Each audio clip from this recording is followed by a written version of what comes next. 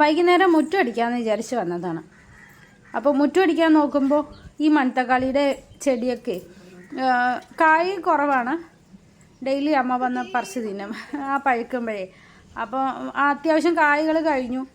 ഇലയും ഉപ്പേരി വെക്കാൻ പറ്റാത്തൊരിതായി. അപ്പോൾ അത് പറിച്ച് കളഞ്ഞാൽ അതിൻ്റെ വിത്ത് വീണിട്ട് ഇനിയും ഉണ്ടാവും. അപ്പോൾ അതൊന്ന് പറിക്കാമെന്ന് വിചാരിച്ചിട്ട് പറിക്കാൻ നിൽക്കുകയാണ്. അങ്ങനെ നോക്കി ആ ചെടിയൊക്കെ പറിച്ചുകൊണ്ടിരിക്കുമ്പോഴാണ് ഞാൻ അന്ന് പഴയൊരു വീഡിയോയിൽ പറഞ്ഞിട്ടുണ്ടായിരുന്നു സ്റ്റാർ ഫ്രൂട്ട് എന്ന്. അത് സ്റ്റാർ ഫ്രൂട്ടല്ല, ചെടി കുറച്ചും കൂടെ വലുതായപ്പോഴാണ് മനസ്സിലായത് അത് ഫാഷൻ ഫ്രൂട്ടാണെന്ന്. ഒരു കുഞ്ഞു വള്ളിയൊക്കെ വരാൻ തുടങ്ങി. അതായത് ചെടിയാണെങ്കിൽ നമുക്കറിയാമല്ലോ ചെടി ഏതാ, വള്ളി പോലത്തെ ചെടി ഏതാന്നുള്ളത്. അപ്പോൾ അത് വള്ളിയാണ് വന്നുകൊണ്ടിരിക്കുന്നത്.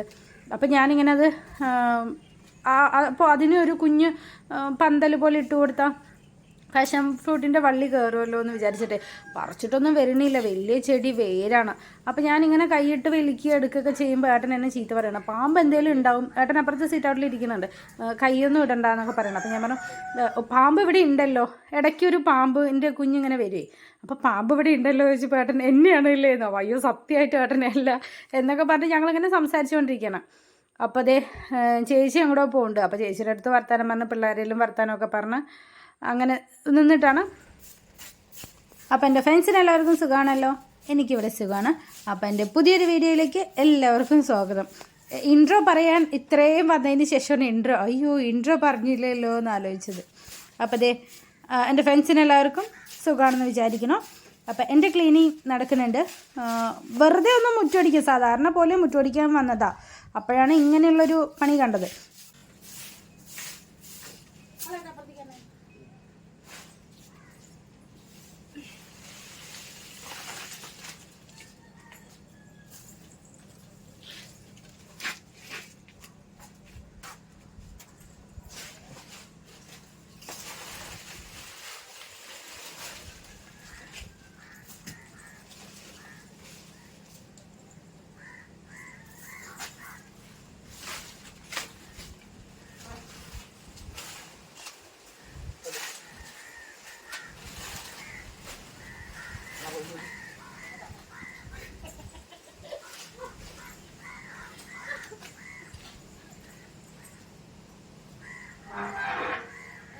എന്നോട് ചോദിക്കുകയാണ് ഞാൻ അപ്പുറത്തിടട്ടെ, അപ്പുറത്ത് നമ്മുടെ സ്ഥലമല്ല, അപ്പോൾ അപ്പുറത്തിടട്ടെ എന്ന് പറഞ്ഞിട്ട് ചോദിക്കുകയാണ്.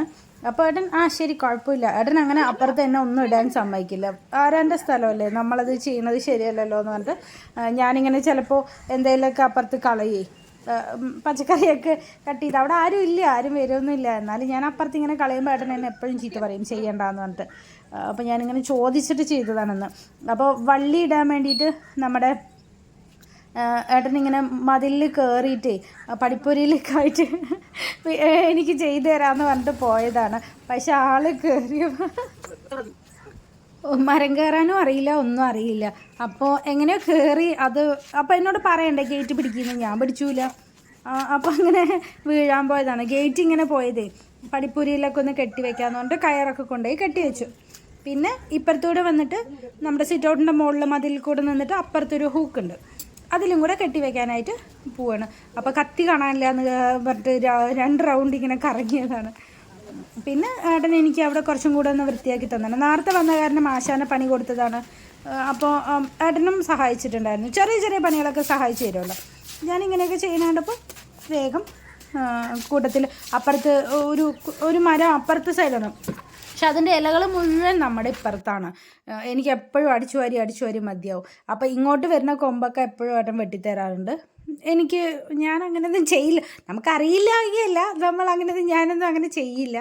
അപ്പോൾ ഏട്ടൻ തന്നെ അതൊക്കെ വെട്ടിത്തന്നിട്ടുണ്ട്. അപ്പോൾ കണ്ടോ ഞാനൊക്കെ അടിച്ചു വാരി വൃത്തിയാക്കി ഇതേ ഫാഷൻ ഫ്രൂട്ടിൻ്റെ വള്ളിക്ക് ആ ഒരു ചെടിയിൽ ഇങ്ങനെ വള്ളി കയറ്റി വിട്ടു. പിന്നെ സ്റ്റെപ്പൊക്കെ ഞാൻ ആഴ്ചയിൽ 1 തവണയൊക്കെ അടിച്ചു വരുള്ളൂ കേട്ടോ. കാരണം നമ്മളങ്ങനെ എപ്പോഴൊന്നും മുകളിലേക്ക് പോവാറില്ല. അപ്പം ഞാൻ പിള്ളേരുടെ ബാഗൊക്കെ എപ്പോഴും സ്റ്റെപ്പിൽ തന്നെ വയ്ക്കാം. അപ്പോൾ എപ്പോഴും ബാഗ് ഉണ്ടാവും. ഇന്നിപ്പോൾ ആശാമാർ സ്കൂൾ വിട്ട് വന്നിട്ടില്ല, അപ്പോൾ സ്റ്റെപ്പിലൊന്നും ഉണ്ടായിരുന്നില്ല എന്ന് കണ്ടപ്പോൾ ഞാൻ വേഗം കയറി. ആഴ്ചയിൽ ഒരിക്കലാണല്ലോ, ഞായറാഴ്ചയാണ് ഞാൻ അധികം സ്റ്റെപ്പൊക്കെ അടിച്ചു വരിക. അപ്പോൾ ഇന്നൊന്ന് അടിച്ചു വരാമെന്ന് വിചാരിച്ചിട്ട് വേഗം മുകളിൽ കയറി ഇങ്ങനെ നല്ലോണം അരുകും മുഖമൊക്കെ ക്ലീൻ ആവണമെങ്കിൽ ഈ ചൂല് തന്നെ എടുക്കണം കേട്ടോ. ഇല്ലെങ്കിൽ ഞാൻ സാധാ ചൂല് തന്നെ എടുത്തടിക്കുക. ഏട്ടൻ അടിച്ചു വരുമ്പോഴാണ് ഈ ചൂല്, ഞാൻ അടിച്ചു വരുമ്പോൾ സാധാ ചൂല് തന്നെയാണ് എടുക്കുക. അപ്പോൾ അത് ഡെയിലി അടിച്ചു വാരിയാലും ഉണ്ടാവും ഇവന്മാരിങ്ങനെ എന്തെങ്കിലും ബാഗൊക്കെ ടൈം ടേബിളാക്കാൻ ഇങ്ങനെ തട്ടിക്കൊടയുമ്പോൾ അവിടെ തന്നെ ഇട്ടിട്ട് പോകും, പുറത്തൊന്നും കൊണ്ടുപോയി കളയില്ല. അപ്പോൾ എനിക്ക് എന്നും വൈകുന്നേരം അടിച്ചു വാരുമ്പോൾ ഇവന്മാരുടെ എന്തെങ്കിലും ഇങ്ങനെയൊക്കെ കിട്ടും. അപ്പോൾ അതൊക്കെ ഒന്ന് അടിച്ചു വാരി കൊണ്ടുപോയി കളഞ്ഞിട്ടാണ് ഫുഡ് ഉണ്ടാക്കണം. ചോറ് വയ്ക്കാനുണ്ട്, കറി വെക്കണം, അതിൻ്റെ കൂട്ടത്തിൽ തന്നെ രാവിലത്തെ കുറച്ച് ചപ്പാത്തി ഉണ്ട്. അപ്പോൾ ഇവന്മാർക്ക് രാത്രിക്ക് എന്തെങ്കിലും സ്കൂൾ വിട്ട് വരുമ്പോഴും എന്തെങ്കിലും ഉണ്ടാക്കുക. ആദ്യം ചപ്പാത്തി ഉണ്ടല്ലോ കുട്ടികൾക്ക്, എഗ് റോസ്റ്റ് ഉണ്ടാക്കിയിട്ട് ചപ്പാത്തി കൊടുക്കാമെന്നാണ് വിചാരിച്ചത്. ഏട്ടൻ അങ്ങനെയാണ് എന്നോട് പറഞ്ഞു തന്ന പ്ലാൻ. അപ്പോൾ ശരിയെന്ന് പറഞ്ഞിട്ട് ഇങ്ങനെ നോക്കിയപ്പോൾ ചപ്പാത്തിയും മുട്ടക്കറി ഉണ്ടാക്കുന്നതിനേക്കാളും എല്ലാം കൂടെ ഇതെല്ലാം കൂടെ മിക്സ് ചെയ്ത് ചോപ്പറിലിട്ട് അടിച്ചപ്പോഴാണ് ആലോചിച്ചത്. എന്നാൽ പിന്നെ കൊത്തി ചപ്പാത്തി ഉണ്ടാക്കിയാൽ അവന്മാർക്ക് ഇഷ്ടമാണ് കൊത്തി ചപ്പാത്തി, ഒരു കുട്ടിക്കൊക്കെ നല്ല ഇഷ്ടമാണ്. എന്നാൽ പിന്നെ ശരി കൊത്തി ചപ്പാത്തി ഉണ്ടാക്കുക. ഇന്നലത്തെ മീൻ കറി ഉണ്ട്, വേറെ മുട്ട വറുക്കാന്നൊക്കെയാണ് വിചാരിച്ചത്. മുട്ട റോസ്റ്റ് ആണെങ്കിലും നമുക്ക് ഓരോ മുട്ട പുഴുങ്ങിയിട്ട് അതെടുക്കാമല്ലോ, ഇല്ലെങ്കിൽ ഏട്ടന് 2 മുട്ട വറുത്ത് കൊടുക്കാമല്ലോ എന്നൊക്കെ വിചാരിച്ചിട്ടാണ്. ഇങ്ങനെ ഓരോ പ്ലാനാണല്ലോ എന്താന്നുള്ളതിൻ്റെ. അപ്പോൾ മീൻകറി ഉണ്ട്, മീൻകറിയും ഏട്ടന് നല്ല ഇഷ്ടമാണ്. മീനൊന്നുമില്ല, മീനെല്ലാം കറിയിലിട്ട മീൻ ഇവരാരും അധികം കഴിക്കില്ല. ഞാൻ എപ്പോഴും ഫ്രൈക്ക് മാത്രമാണ് കൂടുതലിടുക.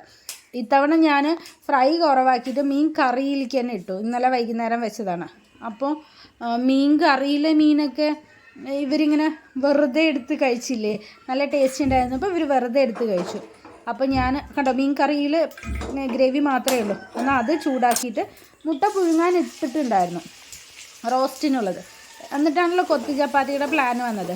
അപ്പോൾ ശരി കൊത്തി ചപ്പാത്തിയിലേക്ക് അത് ഉണ്ടാക്കിയിട്ട് മുട്ട പുഴുങ്ങിയതിന് ഈ മീൻ കറിയിലിടാം, നല്ല ടേസ്റ്റ് ഉണ്ടാവും. ഈ മീൻ കറി വയ്ക്കുമ്പോഴും ഒരു മുട്ടയൊക്കെ പുഴുങ്ങിയിട്ട് കഴിഞ്ഞാൽ ഈ മുട്ടയിലേക്ക് ആ മീൻ കറിയുടെ ഗ്രേവിയൊക്കെ കയറിയ നല്ല ടേസ്റ്റാണ്. അപ്പോൾ ഒരു പുതിയൊരു ഐഡിയ ഞാൻ ഒരു തമിഴിലൊരു ചാനലിൽ കണ്ടിട്ടുണ്ടായിരുന്നു. അവരെപ്പോഴും ഈ മീൻ കറിയിൽ മുട്ട ഇടുന്നുണ്ട്, ഒരു മുട്ട പുഴുങ്ങിയിട്ട് ഇടുന്നതാണ്. അപ്പോൾ ഞാനും ശരി എന്നാൽ പിന്നെ അങ്ങനെ ആവട്ടെ എന്ന് വിചാരിച്ചിട്ട് ഈ മീൻ കറിയിൽ ഗ്രേവിയിൽ തന്നെ ഈ മുട്ട തന്നെ പുഴുങ്ങിയിട്ടു. മീൻ കറിയുടെ ടേസ്റ്റിൽ കഴിക്കുകയും ചെയ്യാം, മുട്ട പുഴുങ്ങിയതും കഴിക്കാമല്ലോ, ചോറിൻ്റെ കൂടെയൊക്കെ പൊക്കോളും, നല്ല ടേസ്റ്റ് തന്നെയാണ്. അപ്പോൾ അങ്ങനെ ആയിക്കോട്ടെ എന്ന് വിചാരിച്ചിട്ട് അങ്ങനെ മുട്ട പുഴുങ്ങിയിട്ടിട്ട് കൊത്തി ചപ്പാത്തിക്കുള്ള ചപ്പാത്തിയെല്ലാം കട്ട് ചെയ്ത് വെച്ചിട്ടുണ്ട്. എന്നിട്ട് എന്നാലും ഈ കൊത്തി ചപ്പാത്തി ഉണ്ടാക്കുമ്പോൾ അതിൻ്റെ കൂട്ടത്തിലൊരു മുട്ട ഇട്ടാലല്ലേ ടേസ്റ്റ് ഉണ്ടാവുക. മുട്ട ഇടാതെയും ഞാൻ ഉണ്ടാക്കുന്നുണ്ട്, കൂടുതലും ഞാൻ മുട്ടയൊന്നും ഇടാതെ തന്നെ ഉണ്ടാക്കുന്നത്. കുട്ടികൾക്ക് അത് തന്നെയാണ് ഇഷ്ടം, എങ്ങനെയാണെങ്കിലും കൊത്തി ചപ്പാത്തി ഇഷ്ടമാണ്. അപ്പോൾ ശരി ഇന്നൊരു മുട്ട ഒരു നിറച്ചും വാങ്ങിയിട്ട് വന്നിട്ടുണ്ടായിരുന്നല്ലോ.